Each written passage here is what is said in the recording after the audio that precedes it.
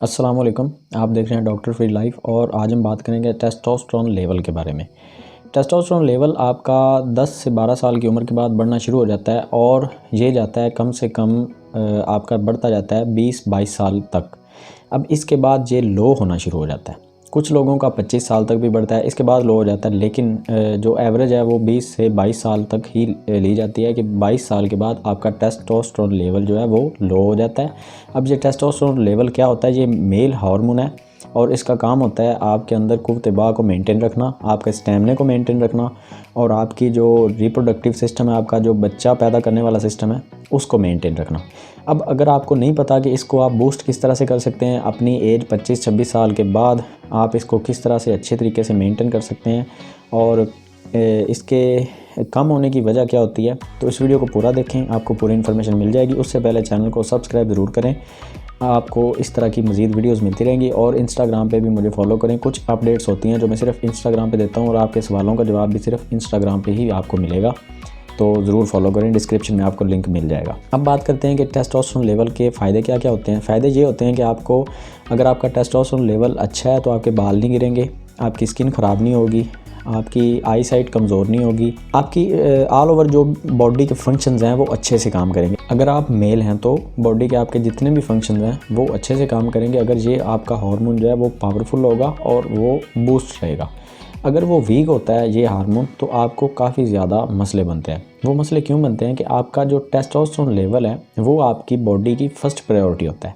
मतलब कि आपकी बॉडी में अगर आपका टेस्टोस्टेरोन लेवल कम होता है तो आपकी बॉडी की जो पहली ज़रूरत है वो टेस्ट ही है और ये टेस्ट जो है ये आपका लेवल नहीं बढ़ेगा तो आपकी बॉडी का कोई भी फंक्शन अच्छे से काम नहीं करेगा, आपको खाना डाइजेस्ट नहीं होगा, आपका एक्सरसाइज करने को दिल नहीं करेगा, आप रनिंग नहीं कर पाएंगे, आपकी सांस फूलने की प्रॉब्लम आ जाएगी, आप जो भी स्पोर्ट्स में है, किसी भी स्पोर्ट्स में है, वो आप अच्छे तरीके से परफॉर्म नहीं कर पाएंगे।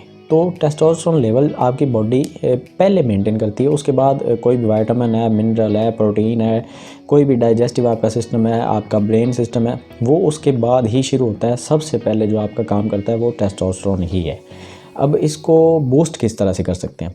देखें, इसका जो सबसे सिंपल तरीका है वो है आपका एक्सरसाइज।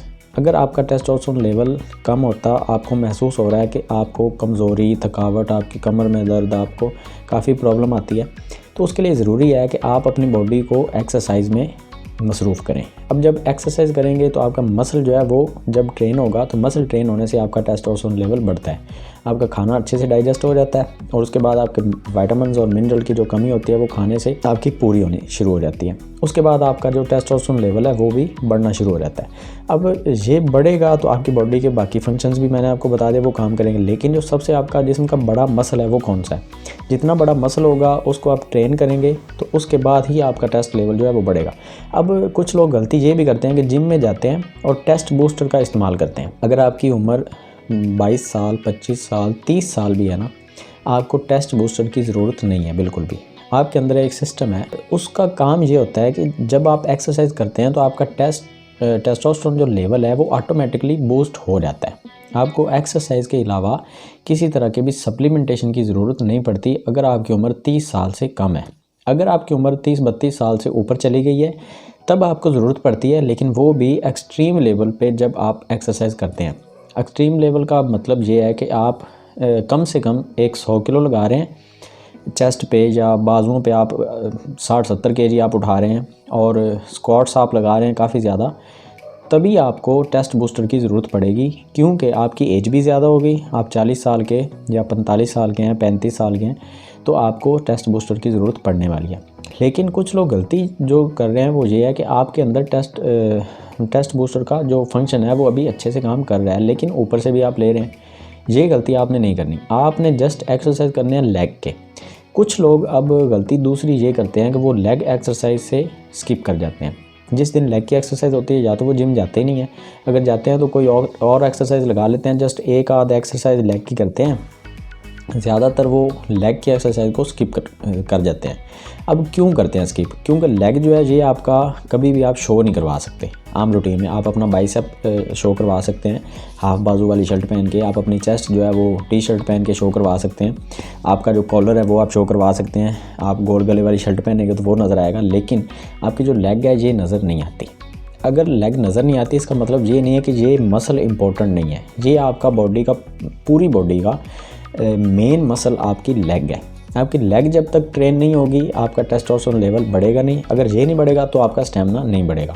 इसीलिए कहते हैं कि स्क्वाट्स लगाने से आपका स्टेमिना बढ़ता है। स्क्वाट्स का क्या मतलब होता है वो आपको, अगर आप जिम जाते हैं तो आपको पता होगा, अगर आप नहीं जाते तो फिर आप एक्सरसाइज करेंगे नहीं, तो आपको जानने की ज़रूरत नहीं है।